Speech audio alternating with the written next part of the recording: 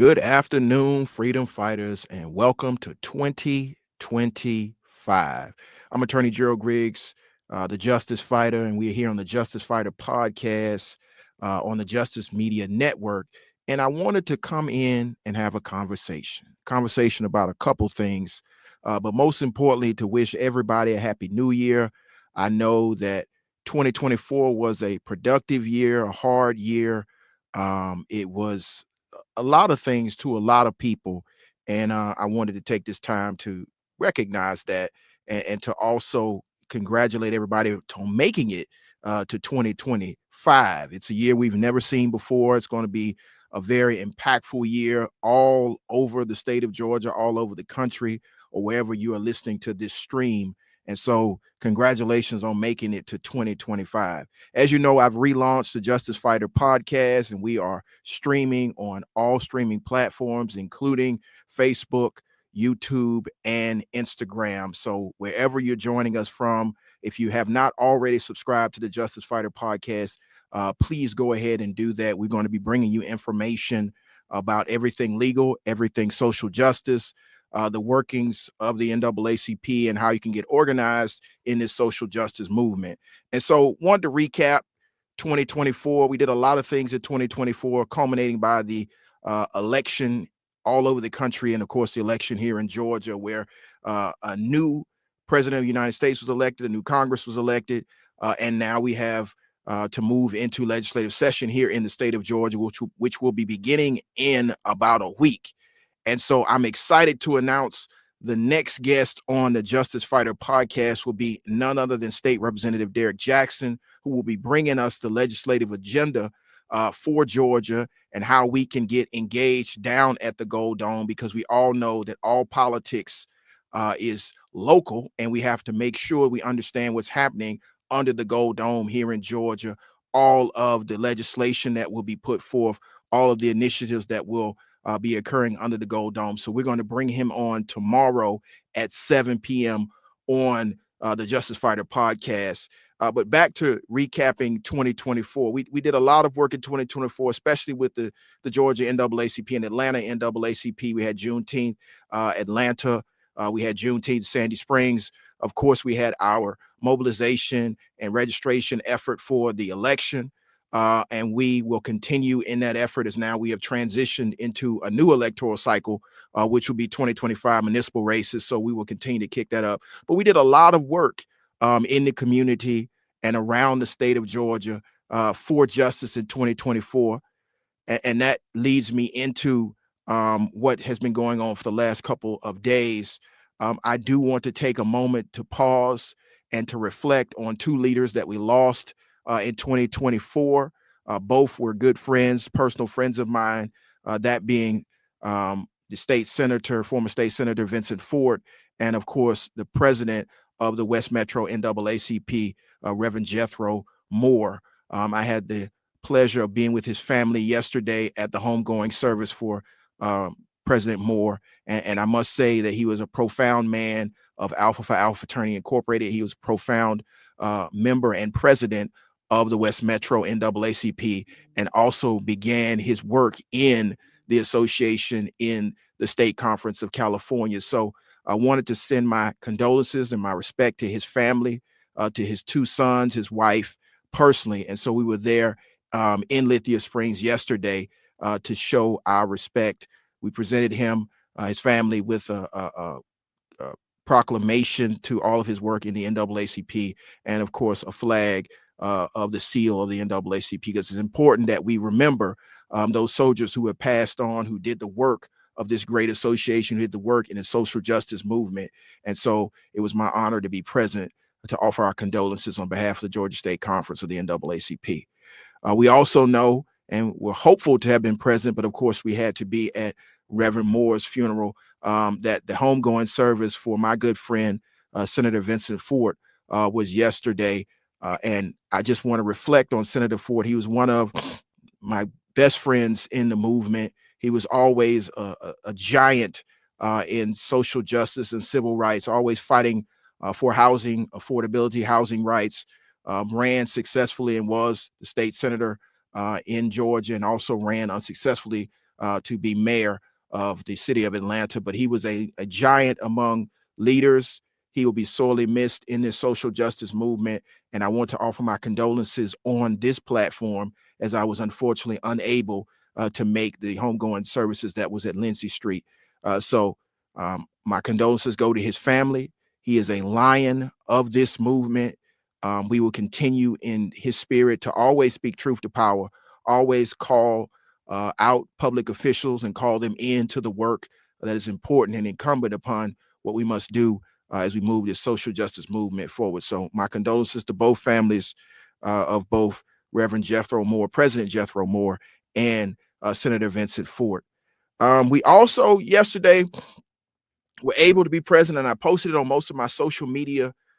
We were present at the Black Men Summit that was hosted at Big Bethel AME by Pastor Jamal Bryant, my good friend Wes Bellamy, and of course, Gary Chambers, and so many others. There were 650 brothers from around the country that were focused on a Black agenda that speaks to the needs of the Black community from the perspective of Black men. And I think it was powerful to be there. Of course, I wasn't there for the entire day because I had to go to Reverend Jethro Moore's homegoing service, but I was there for a large amount of the time. And the conversation that happened in the room was powerful. I would say it's historic, given that in 2025, in the first 4 days, we convened for one day to talk about the issues most pressing in the African American community. And some of those issues were income disparities, having access to capital,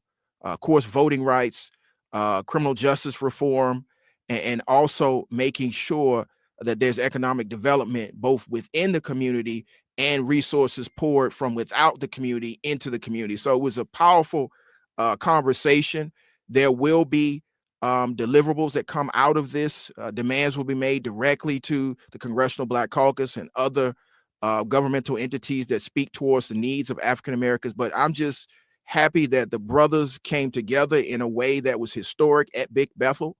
The conversations were on all sides of the political spectrum. It wasn't just liberals talking to liberals. It was conservatives and liberals talking. It was Black men from all over. Every age group was representative, from our brothers that was 16 and under, all the way up to our seasoned citizens that were over 70. I think the oldest person there was 79 years old, almost 80. And then we culminated it with a march to the King Center, where we rededicated ourselves to continue to push the African American community forward as leaders, as Black men. And it was truly powerful. Again, the conversations range from investing in cryptocurrency to protection of our community through neighborhood patrols, neighborhood watches, and exercising our Second Amendment rights, to making sure that we reach down to the next generation with mentorship.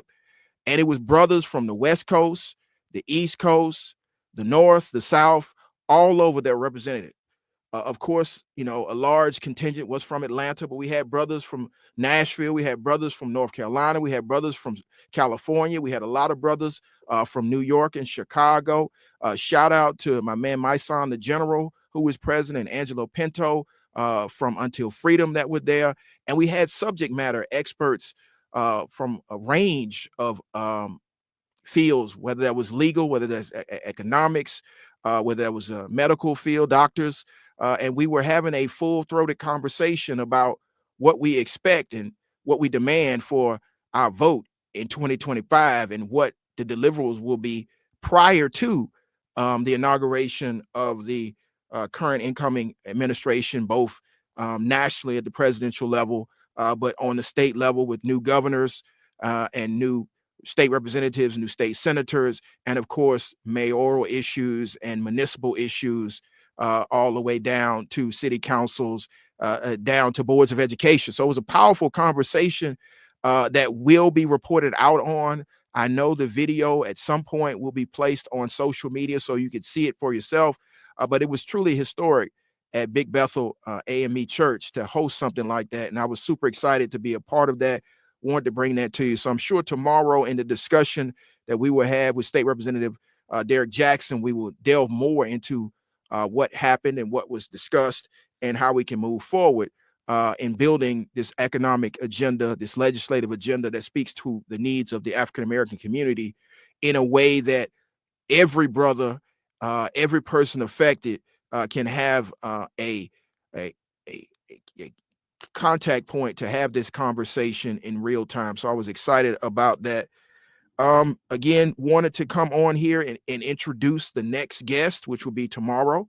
Also wanted to talk about moving forward in the NAACP, what you can expect moving forward. And so in the first quarter of the year 2025, we will be having our first quarterly meeting. It will be down in Macon, where all the units will be coming together to discuss and to plan out the agenda for the entire year. We will also be present for Legislative Day at the Capitol. I believe that will be February the 12th at the Gold Dome. It will be Legislative Day at the Capitol for the NAACP. And so we want to make sure that everybody has access to their elected officials and that our top line policy agenda will be spelled out to our elected officials. We will be producing that very soon. And so wanted to make sure that people were aware of that. We also are going to be having our leadership retreat where we can have extensive training in leadership on the state level.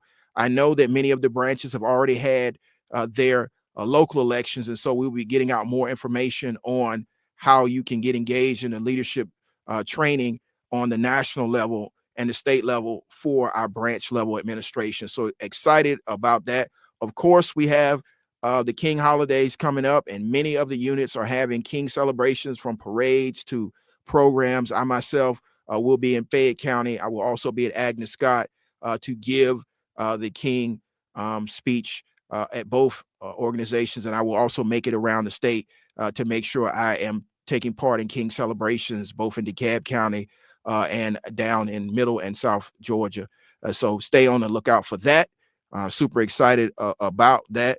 And most importantly, progress for 2025. The first quarter will be very, very, very busy.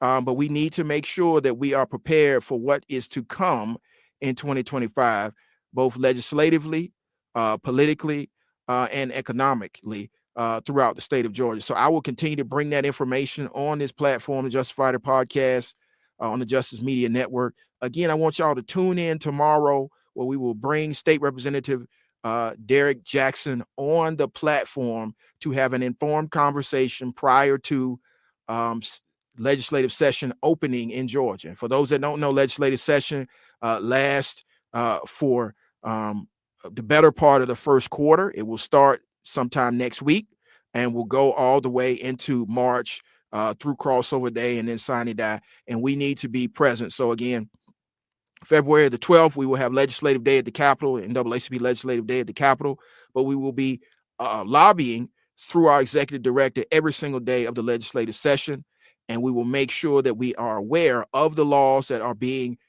put forth for vetting and voting, and make sure we bring back that information to you directly on how you can stay engaged and know what's happening in real time. Further in the first quarter, we still have several lawsuits that are currently pending on voting rights in the Northern District of Georgia. We'll hopefully report out on our lawsuit against SB 202 and our lawsuit against the new omnibus voting rights, voting suppression bill that we are suing again. So I will let you know once our lawyers have finished the discovery process and we move towards trial, hopeful that we can continue to protect the legal right to access to the ballot. And so we will continue to push forward on that. We also are going to this year partner fully with Juneteenth Atlanta for a regional Juneteenth celebration. Excited to give more details on that as they come. Excited to partner with our good friend Bob Johnson, who's been leading the call and the cause for Juneteenth for well over 15 years, has the biggest Juneteenth celebration in the Southeast. So excited to be continuing to do that work and to be a full partner both through the Atlanta NAACP and the Georgia State Conference in that specific Juneteenth celebration, but also embracing the continued Juneteenth celebrations all over the state of Georgia. And so we have a lot to do in the first quarter. We will be having our win in the NAACP brunch for the Atlanta NAACP. That will be coming soon. It will be at the Atrium in the city of Atlanta. So it's a lot of things happening in the first quarter. And if you're not a member of the NAACP, either the Atlanta branch or a branch in the state conference or a branch wherever you're watching this live stream, you need to get engaged, because this is going to be a year of organization. This is going to be a year of strategic movement. But the only way you move strategically is you are a part of an organization, particularly a part of an organization that has a history of movement and building. I do want to suggest two books that you need to read in this first quarter. One is called Blood at the Root. It's about the racial injustice that has occurred in Forsyth County. It's a very good read, easy read, that talks about how Forsyth County has changed over the years and the issues that have occurred at that county. And the other book is Alabama versus King. It's a book about the RICO charges that were filed against Dr. King after the Montgomery bus boycott. It's a very insightful read, historical read, to understand the tools that were used in the civil rights movement from the beginning, and how we can use those same tactics in this movement, where we are seeing the attempts to attack Black history, the attempts to attack voting rights, the attempt to attack civil rights as we move into this new administration. So I think it's a good read. It's by Dan Abrams in association with Fred Gray, who was a lawyer for Dr. King during the Montgomery bus boycott. He was also the lawyer for Claudette Colvin and Rosa Parks. So it gives a snapshot picture of what actually happened in Montgomery through the Montgomery Improvement Association, the mass meetings, all of the nonviolent tactics that were used, and of course, how they fought the legal backlash to the bus boycott. Many times we talk about the success of the bus boycott, but we don't talk about the 83 individuals that were indicted and the trial that occurred for Dr. King for the successful bus boycott. So I think we need to make sure we understand that piece of history, understand the connectivity of social justice and legal justice, and how a movement is only as strong as its activists and its legal representation moving forward. So I think you guys should read that book again. It's called Alabama versus King. It's by Fred Gray in partnership with Dan Abrams. And so it's a great read. I just finished reading both of those books over the holiday break. So I'm excited about the Justice Fighter podcast. I'm excited about our guest. We're going to have a wide range of guests where we have a conversation about what's happening both regionally, nationally, and international in the justice movement. So I'm excited about that. And I'm just happy to see 2025 and what we can do in 2025. So y'all stay tuned. We're going to continue to bring this information to you on the Justice Fighter podcast on the Justice Media Network. I'm attorney Gerald Griggs, the Justice Fighter. Excited to have had this conversation. If you have not subscribed on Spotify or all the streaming apps, please subscribe to the Justice Fighter podcast. If you're not subscribed to the YouTube and the Facebook or the Instagram, please follow at Attorney Griggs on all platforms and follow the Justice Fighter podcast. Until the next episode, I look forward to seeing you guys tomorrow with Representative Derrick Jackson. Y'all have a safe and productive Sunday. I'm the Attorney Griggs, the Justice Fighter, and I'll see you on the next podcast.